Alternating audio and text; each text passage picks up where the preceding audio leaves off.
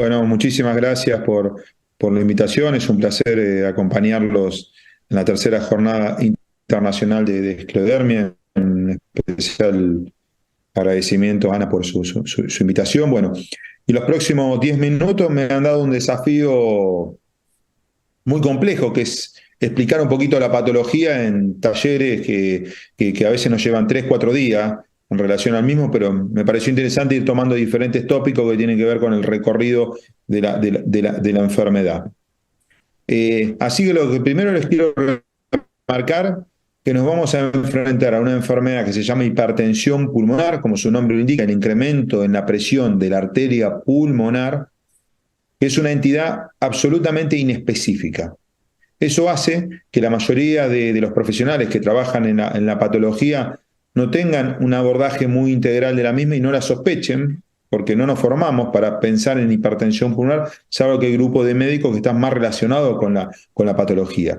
Y eso hace que exista mucha demora en el diagnóstico de que el paciente empieza con los síntomas hasta que se establece el diagnóstico de certeza. Por lo tanto, cuando llegan los pacientes y uno confirma el diagnóstico, están muchas veces en estadios avanzados. Los registros en Argentina y en el mundo muestran que un 60 o un 70% de los pacientes, cuando se hace el diagnóstico, llegan en estadios avanzados. Si bien hoy en día tenemos herramientas que nos permiten predecir la evolución con mayor capacidad que cuando uno lo compara hace 15 años atrás, seguimos teniendo limitaciones con muchas variables de una enfermedad que es muy compleja, muy heterogénea y donde hay diferentes aspectos que no tenemos del todo claro en relación a su estimación en el pronóstico, en el seguimiento. Y bien, si finalmente hoy en día las estrategias de tratamiento han avanzado significativamente en lo que es la medicación y la eficacia terapéutica, de esta forma hoy los pacientes tienen una mejor calidad de vida, tienen muchísima sobrevida cuando uno lo compara, cuando yo empecé a trabajar en la patología hace más ya de 15 años atrás. Realmente esto no se traduce en todos los pacientes como uno quisiera desde el punto de vista clínico. Entonces, ahí tenemos que trabajar en un gap, en conjunto, en un diagnóstico precoz, en estimar adecuadamente el riesgo, en aplicar los tratamientos precisos y correctos en nuestro paciente y finalmente que en los pacientes alcancen los objetivos de tratamiento. No se trata de medicar a un paciente por medicar y quedarnos tranquilos con nuestra conciencia, sino que se trata con cumplir con los objetivos que ese fármaco o ese tipo de intervención requieren para decir que mi paciente va a tener una buena evolución clínica. Cuando uno evalúa y analiza los principales conceptos por los cuales no se trabaja en forma integral en esta patología, es que no hay un abordaje en conjunto multidisciplinario. Interdisciplinario sería el concepto más correcto. Para trabajar en esta patología se necesita de un cardiólogo, de un neumonólogo, de un reumatólogo, de un especialista en medicina interna, de un infectólogo, de un hematólogo, de un departamento de salud mental. Necesitamos un laboratorio muy complejo para terminar de analizar las diferentes causas que pueden desarrollar esta enfermedad, un buen laboratorio de imágenes cardiopulmonares que nos permitan predecir el diagnóstico y el pronóstico de los pacientes, una sala de hemodinamia que nos permita realizar la estrategia para definir claramente la presencia de la enfermedad a través de un cateterismo cardíaco derecho. Entonces es muy complejo, pero además de todo esto, de ese abordaje interdisciplinario, y si nosotros esperamos en nuestro consultorio, en nuestro hospital, que nos lleguen los pacientes, si no hay talleres como este de excelente calidad para darle visibilidad a las patologías, poco vamos a hacer, porque los pacientes van a seguir llegando en forma tardía. Entonces, muchas veces el principal inquisidor que tiene que ser en la pesquisa de la enfermedad tiene que ser el mismo paciente. Cuando un médico no le da una respuesta precisa cuando le falta el aire, ahí tenemos que buscar en otro tipo de diagnóstico. Y dentro de esa entidad incurre lo que es la hipertensión pulmonar, que si bien es una enfermedad de baja frecuencia y de baja prevalencia, cuando uno habla de hipertensión arterial pulmonar, no es despreciable cada vez la mayor cantidad de pacientes que tenemos en el seguimiento. Este es el update de la clasificación actual de las guías, que fue publicado el año pasado en hipertensión arterial pulmonar. Fíjense que la prevalencia, es decir, la cantidad de casos en la población mundial, representa en el 1%.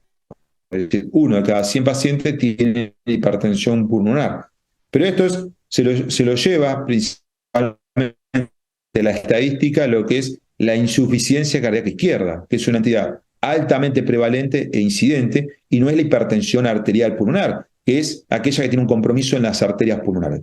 Excluyendo este grupo, que vuelvo a repetir, es el más frecuente por lejos, uno tiene que hablar de lo que es la hipertensión de la arteria pulmonar, donde el compromiso está en las arterias pulmonares propiamente dicho, como vamos a ver posteriormente, donde ahí tiene causa no clara, que llamamos idiopática, o otras enfermedades asociadas, como es, por ejemplo, las enfermedades del tejido conectivo. Y justamente la esclerodermia es una de las enfermedades del tejido conectivo que tiene más prevalencia en el desarrollo de hipertensión pulmonar e incidencia en el caso. Pero no solo la esclerodermia, también tenemos el lupus eritematoso sistémico, la enfermedad mixta del tejido conectivo, la artritis reumatoidea, el síndrome de Sjögren y cualquier enfermedad autoinmune que intercurra puede desarrollar hipertensión pulmonar, que como vemos en su presentación es rara, pero que también hoy en día disponemos de un montón de arsenal terapéutico que son muy efectivos para cambiar el pronóstico a los pacientes.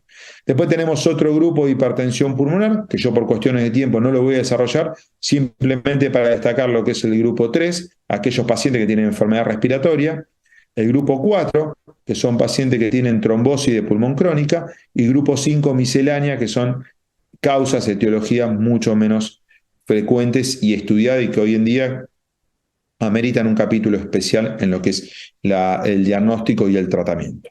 Bueno, ¿qué ha cambiado en relación a las nuevas guías? La nueva guía publicada el año pasado ha cambiado el punto de corte para decir que yo tengo o no tengo hipertensión pulmonar. Cuando la presión en la arteria pulmonar es mayor de 20 milímetros de mercurio, se establece el diagnóstico de hipertensión pulmonar. Para saber si hay un compromiso en las arterias pulmonares, uno busca un indicador en la sala de hemodinamia, en el cateterismo cardíaco, que son las resistencias vasculares pulmonares, cuán fija, cuán resistentes son las arterias pulmonares, y si tiene un valor por encima de 2 unidades Wood, yo establezco que la enfermedad está dentro de las arterias pulmonares. Y más aún, si la presión, como se llena la parte izquierda del corazón, está disminuida, yo digo que el compromiso está dentro de las arterias pulmonares y así establezco el diagnóstico de hipertensión arterial pulmonar. Pulmonary arterial hypertension, en este video ustedes van a ir viendo lo que yo le voy a explicar aquí en la diapositiva, en los gráficos, que es, este es un ventrículo derecho normal y este es un ventrículo izquierdo normal y esta es una arteria pulmonar normal. A medida que se va desarrollando la presión vascular pulmonar, la hipertensión pulmonar, ¿qué va ocurriendo? El ventrículo derecho se tiene que adaptar, como cuando vamos al gimnasio, aumentamos la carga sobre nuestros brazos, nuestros bíceps, y de esa forma el músculo se hipertrofia, se va adaptando con hipertrofia. Hasta que en un momento es tal el tamaño de la obstrucción vascular pulmonar que lleva una gran sobrecarga del ventrículo derecho y este se dilata y se deteriora en su capacidad de contracción. Esto va a llevar a que el paciente tenga menor expulsión de sangre del ventrículo derecho hacia la arteria pulmonar y eso lleva a lo que llamamos insuficiencia cardíaca derecha, donde ya vemos que el paciente llega con signos de que el flujo de sangre anterora está disminuido y mucha congestión del lado derecho, las venas en el cuello ingurgitadas, el hígado, porque el hígado se pone congestivo, y en la ventrículo izquierdo, fíjense cómo ocurre en la hipertensión pulmonar, se va dilatando, se va deteriorando, y llega el momento en el cual va claudicando en forma progresiva. Tenemos que evitar esto, y hoy tenemos herramientas, si diagnosticamos adecuadamente y precozmente a los pacientes, para evitar justamente ese escenario evolutivo. Cuando uno habla de esclerodermia nos referimos a enfermedad multisistémica, que afecta, yo soy cardiólogo y me dedico a afecciones cardiovasculares específicamente e hipertensión pulmonar, pero afecta a otros órganos como es el tejido pulmonar, como muy bien nos va a mostrar posteriormente la doctora Tabaj, compromiso renal, sistémica, y de esa forma como tenemos que abordarla. Fíjense esta paciente, un caso real que siempre lo muestro en la charla de esclerodermia porque es un mensaje muy claro. Una paciente de 52 años que consultó por disnea progresiva al servicio de cardiología. ¿Cuándo? Prácticamente 3 años después que había empezado con los síntomas. ¿Cuándo hace que tenía diagnóstico de esclerodermia? 8 años previos. Úlcera digital, retracción digital, fase muy característica de esclerodermia. ¿En qué fallamos? Claramente falló el sistema de salud. No puede ser que esta paciente no tenga una estrategia de evaluación de screening sistemática. No podemos esperar que los pacientes comiencen con síntomas para establecer el diagnóstico de certeza de hipertensión pulmonar, porque muchas lamentablemente llegamos tarde en ese escenario. Tenemos que cambiar la historia natural con un diagnóstico precoz preciso en los pacientes. ¿Por qué? Porque los pacientes con esclerodermia, como dijimos, tienen afecciones múltiples, no solo en la vasculatura pulmonar, sino también en el tejido intersticial pulmonar. Cuando hay compromiso, fibrosis pulmonar como expresión máxima del mismo, los pacientes tienen un pronóstico diferente y el tratamiento es diverso. Y los estudios que tenemos que hacerle a este grupo de pacientes también son disímiles. Entonces, la esclerodermia es un capítulo muy especial, multisistémica, que requiere un abordaje muy integral entre todas las especialidades que abarcan a la patología. ¿Cómo hacemos el diagnóstico de esta enfermedad? ¿Cómo lo sospechamos? Porque el paciente consulta porque le falta el aire y no le encuentra otra causa, una patología respiratoria o insuficiencia cardíaca, pienso en hipertensión pulmonar, o bien porque algún estudio complementario me dice, ojo, porque el ecocardiograma mostró que el corazoncito derecho estaba dilatado. Bueno, más allá del diagnóstico, que siempre es con la sospecha clínica, por falta de aire predominantemente, o bien ocurre por desmayo repetitivo, uno hace toda la evaluación clínica y después sospecha la causa en base a la placa de tórax, en base a una tomografía de tórax, si es una patología respiratoria asociada, o bien en el ecocardiograma que me va a orientar si hay una patología del ventrículo izquierdo o de las válvulas del lado izquierdo, mitral o aórtica. En ese caso, yo establezco que el diagnóstico tiene que ver con insuficiencia cardíaca izquierda. Por eso, el ecocardiograma es la herramienta de screening fundamental en estos pacientes. Y el ecocardiograma debe ser realizado por operadores con experiencia, lo cual no abunda, porque el ecocardiograma me va a decir a través de la velocidad del reflujo entre el ventrículo derecho y la aurícula derecha, cuánto es el valor de esa velocidad para establecer la probabilidad que mi paciente tenga o no tenga hipertensión pulmonar. Como ven aquí, un paciente con mucha dilatación del ventrículo derecho y con parámetros de deterioro en su capacidad funcional. Una vez que establezco el diagnóstico y voy a través del cateterismo cardíaco derecho y lo confirmo a través del cateterismo cardíaco derecho, recién ahí establezco el pronóstico. ¿Qué riesgo tiene mi paciente? ¿Es un paciente que tiene bajo riesgo? ¿Es un paciente que tiene un riesgo intermedio? ¿O es un paciente que tiene alto riesgo? Y esto es muy interesante porque el otro día me vino un paciente a mi consultorio y me trajo un paper de actualización de 4 o 5 estratificaciones de riesgo. Me pareció fantástico. Mientras más información ustedes tengan como pacientes, mejor van a poder combatir y tratar a las enfermedades. El conocimiento es una herramienta muy importante que tenemos que trabajar en conjunto en nuestra relación médico-paciente. El riesgo va a determinar el tratamiento que tiene el paciente. Entonces yo no elijo un tratamiento para todos los pacientes igual porque esto va a ir cambiando en función del riesgo. ¿Qué tratamiento hoy en día tenemos disponible para esta enfermedad? Y tenemos diferentes moléculas que bloquean los endotelinas, que se llaman antagonistas de los receptores de endotelina, bosentan, macitentan, ambrisentan. Drogas que lo que hacen es aumentar el óxido nítrico, que es el principal vasodilatador que tiene nuestro organismo, los inhibidores de la fosfodiesterasa, tadalafil o sildenafil, o el estimulante del GNP cíclico, riociguat, o moléculas que son análogos de las prostaciclinas, que se pueden administrar en forma inhalatoria, intravenosa o subcutánea, o bien el agonista específico del receptor que homologa los efectos de la prostaglandina, se llama Celexipac. No los quiero marear con nombre, pero si alguno siente hipertensión pulmonar, sepa que son las drogas que están validadas y aprobadas por los entes regulatorios hoy en día para administrar en los pacientes con hipertensión pulmonar, y que hoy en día tenemos un algoritmo terapéutico recomendado por las guías de cómo manejar a los pacientes. ¿Qué dicen las guías? Que los pacientes deben ser manejados en centros de referencia y expertos.